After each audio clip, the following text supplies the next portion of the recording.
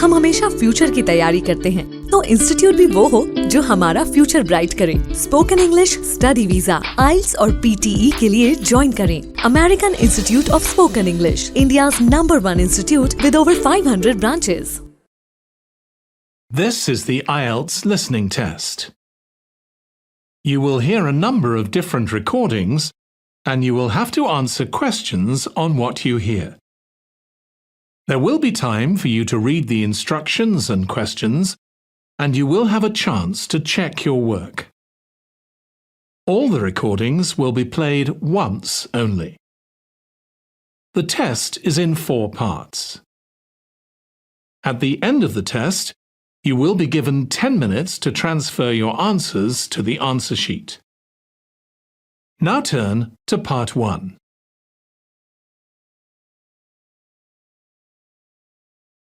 Part 1. You'll hear an interview conversation between a banker and a customer. First, you have some time to look at questions 1 to 7.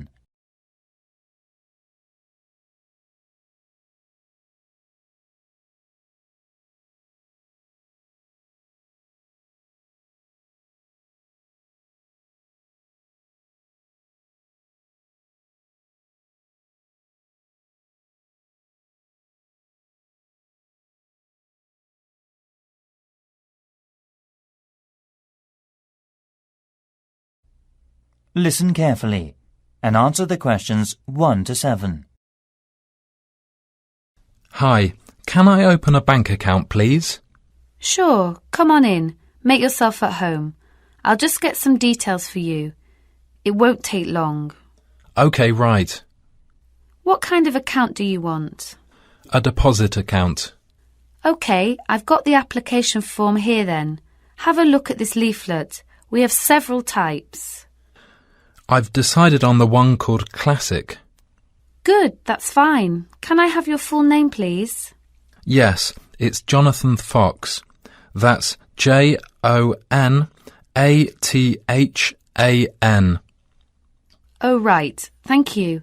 And what's your date of birth, please? The 21st of January, 1970. Right. Do you have another bank account in the UK? No, not yet. This is the first one. OK, fine. And what is your address in the UK, sir? 10 Island House, South Quay. That's East London, isn't it? Yes. Near Canary Wharf, right? Yes, that's right. How long have you been at your current address? Just around 1 month, actually. OK, that's fine. Can I ask for a previous address? Sure. It's Flat 3, Canada House, Queen Street. Is that all? Yes. That's Edinburgh, isn't it? Yes. Edinburgh. OK, thank you. Do you have a daytime telephone or mobile phone number? Yes. I think the number of my office, it's 0207 235 6735. Would you like my home phone number too? Yes, please. It's 0204 675 1222. Lovely. Before you hear the rest of the conversation, you have some time to look at the questions 8 to 10.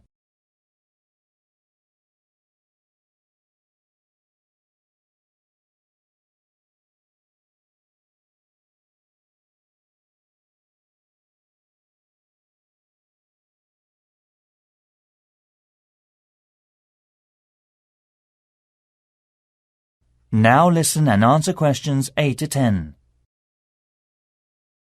Right. What do you do for a living in the UK, sir? I am working at an English language school in central London as a tutor. It's my main job. OK. Now we usually ask for a piece of information for checking your identity, for security reasons, if you phone us. Sure. What name is your mother's first name? Because it's less likely to be known. OK, it's Monica. Thank you. Yes, Monica. It's Russian. OK, good. And how much would you like to open your account with? I've only brought £1,000. OK, fine. How often would you like to receive bank statements? I won't be needing bank statements. What about an online banking service? OK, just a moment, please. Can I check in the box on the screen? Sure. I was also wondering about a mortgage service. Sure. Can you just wait a moment? I'll introduce you to a mortgage marketing manager. Thank you.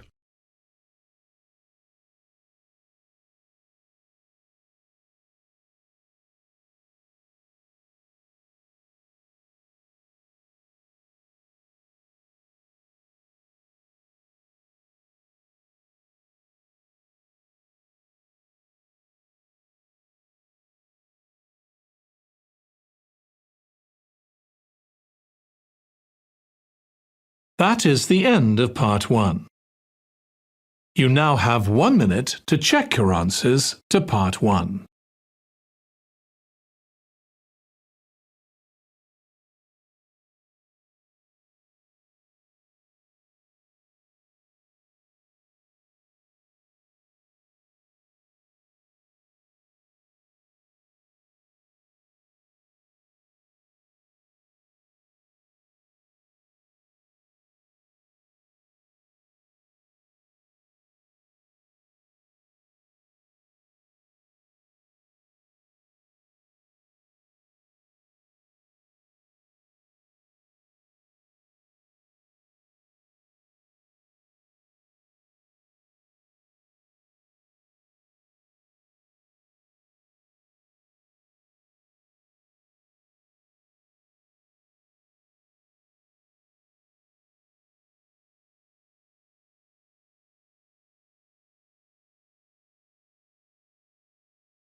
Part 2. You'll hear a tourism program, The Elizabeth House. First, you have some time to look at questions 11 to 14.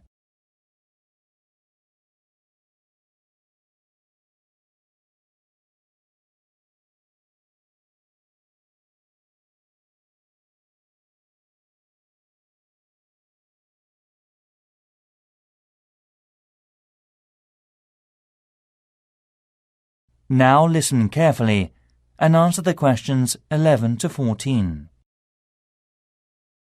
Hi everybody. Good to see you again. This morning I'll tell you about the Elizabeth House in Canterbury, once home of the famous carpenter Jonathan Owen.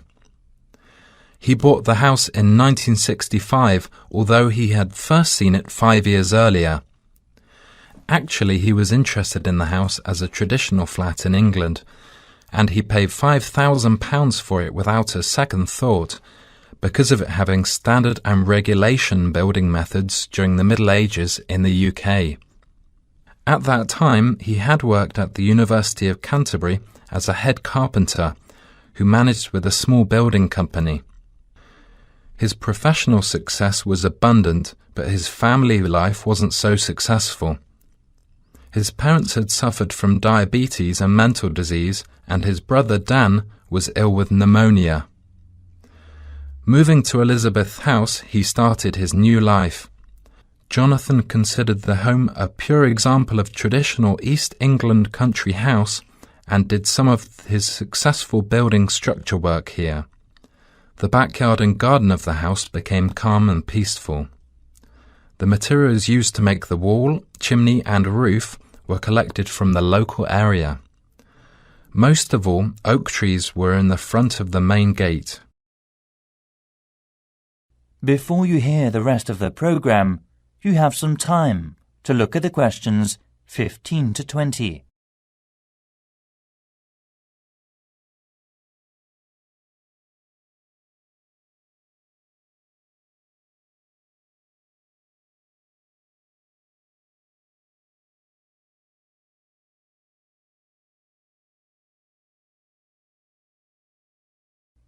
Now listen and answer questions 15 to 20.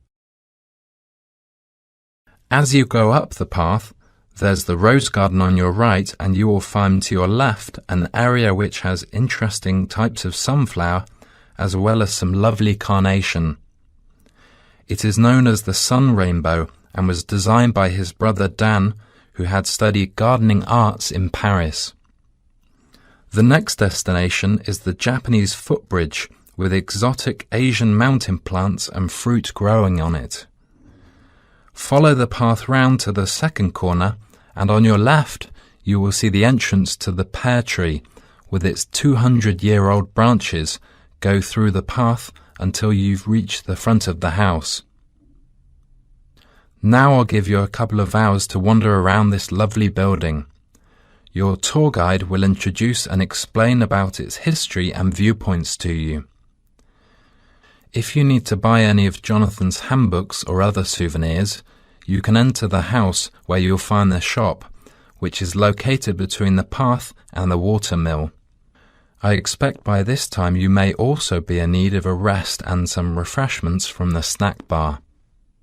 If you have a break, there is a lovely walk down towards the River Cotton. This is the best view for visitors. You can cross the field which spreads along the path close to the windmill.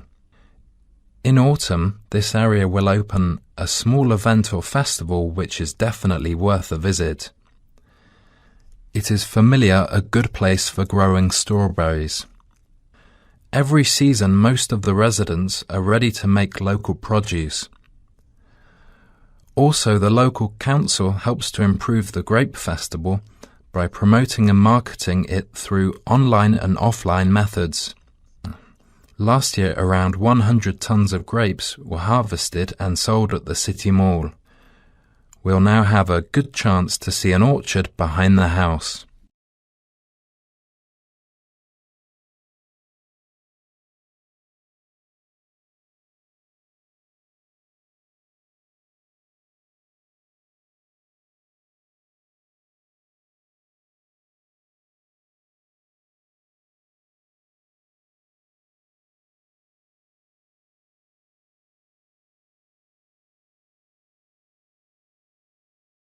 That is the end of part 2.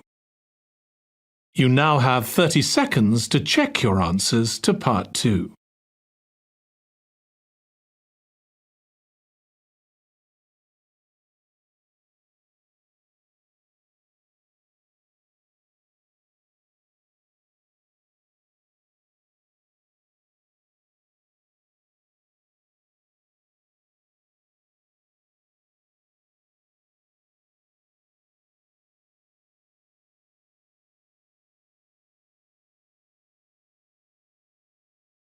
Part 3.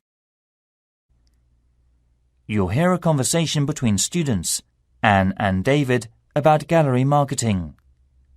First, you have some time to look at questions 21 to 24.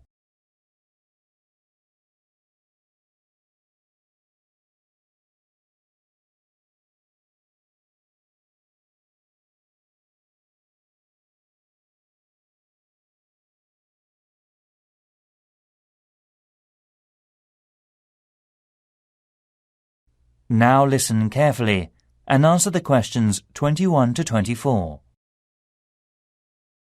Anne, we really need to get working on this gallery marketing assignment. We've only got 2 weeks left until the end of the month to set up. Right, so how about getting started now? We need to work through the instructions. Well, we must search for one area from tourism industries, like the museum or gallery. There are lots of sites online. What are they about? The National Science Museum, the History Museum, the War Museum, the Tate Modern Art Gallery, and so on. You got more? We've got plenty. I've got an idea to find out the best comment. Coming this Friday, we'll get more information at the London Museum because it shows all the visitors' guidebooks of museums or galleries in the UK. It also runs a small workshop about non-profit tourism industries marketing. Great.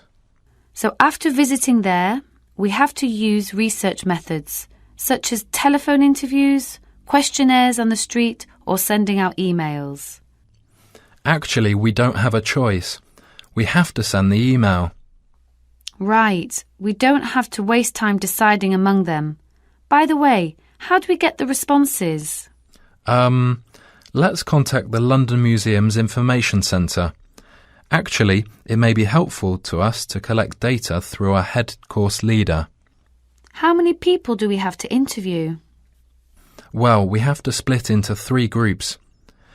And it looks like we have to interview 30 people for each group. So 90 altogether then. It depends on the ages too, right? That's right. So are they all the requirements? Yes, looks like it. Firstly, which part are we going to choose?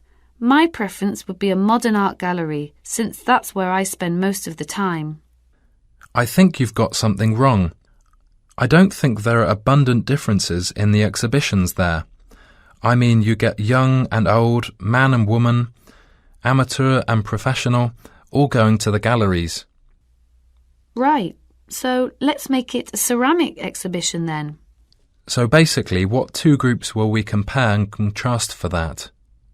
Male and female?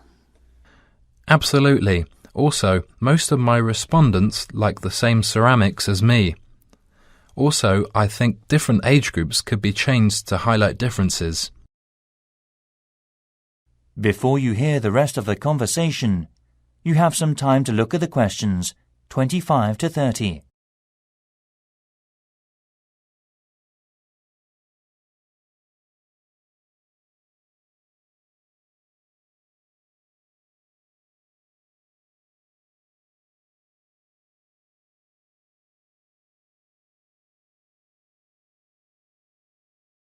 Now listen and answer questions 25 to 30. I think you're right. I'll take some comment. The age groups are teenagers, 20s, 30s, 40s and over. What do you think about this? Great. That will give us more detail. So how about the kind of ceramic they like? Let's give them some options and then we can just tick boxes.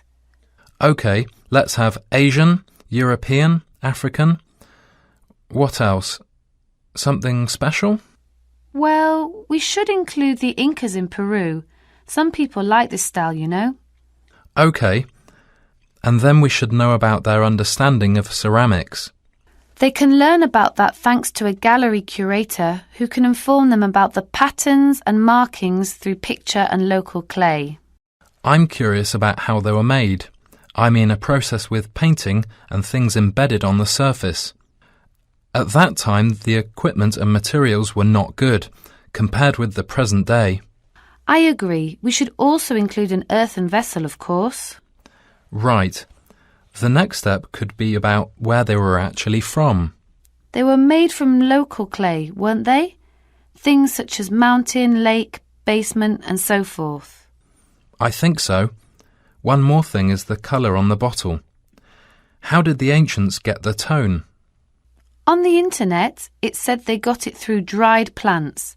They were working again to make a tone, drying and sorting. OK, I see.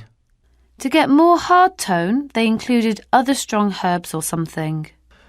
At that time, the colours were used by the rich with property. Great. You've got plenty of data, David. No. It's just beginning. We have to look for something special with more details and history for the presentation next week.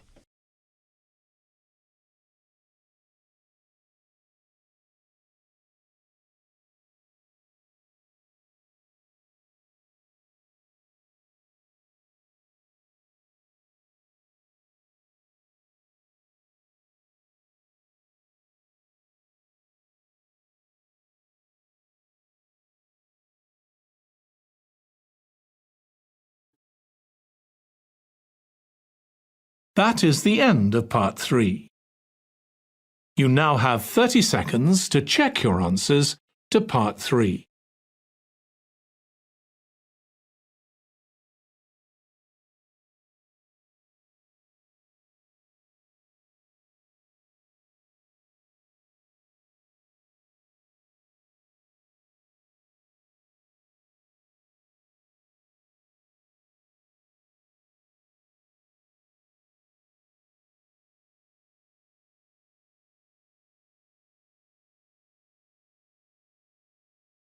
Part 4.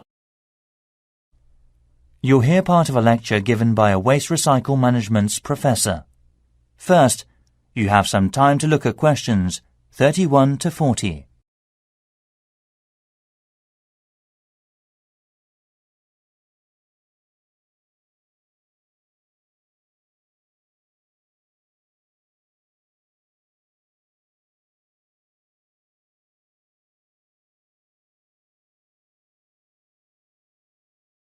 Now listen carefully and answer the questions 31 to 40. Hi everyone. This morning I'm going to talk to you about flea markets in England. At first we were surprised to learn that only 15% of people here in England make an effort to collect waste. That is lower than other European countries.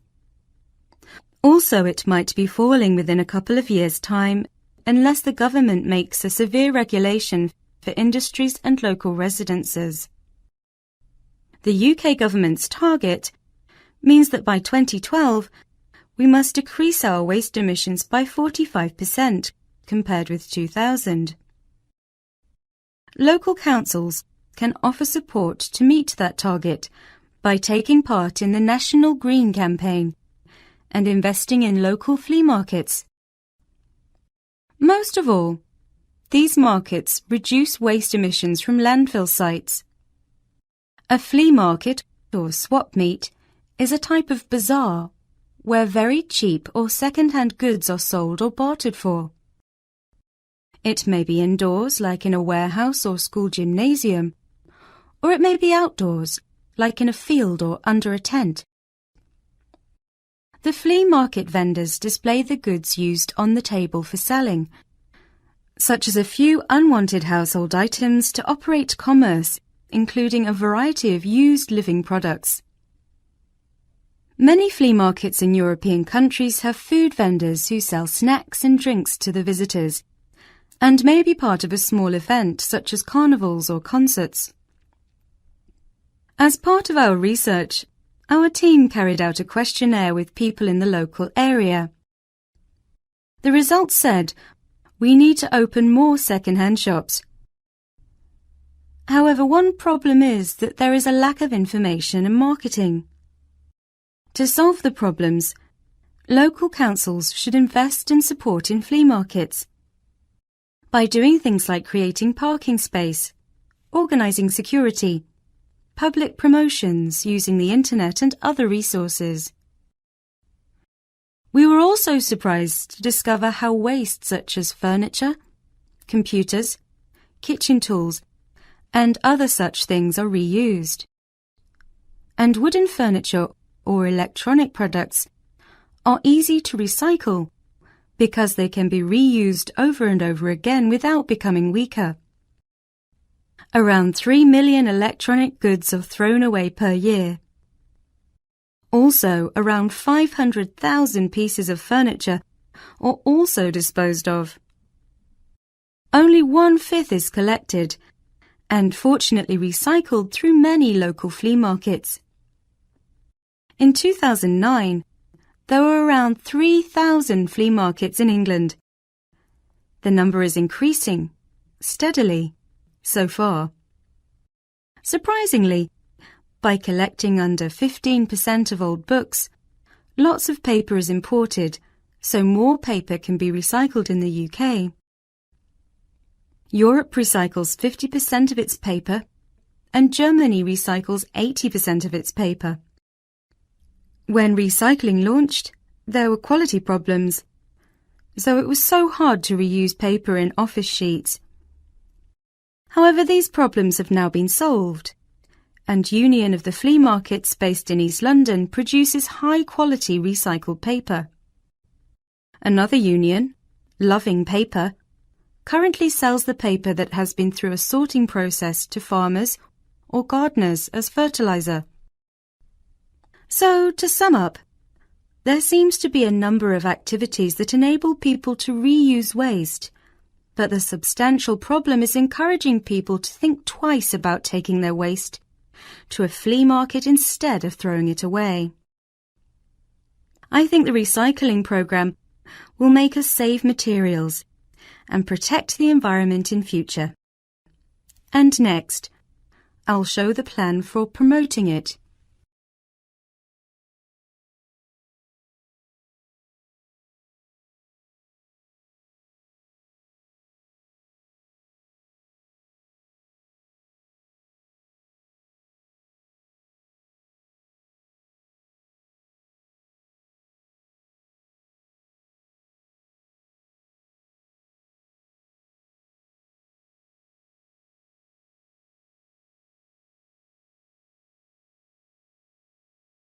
That is the end of Part 4.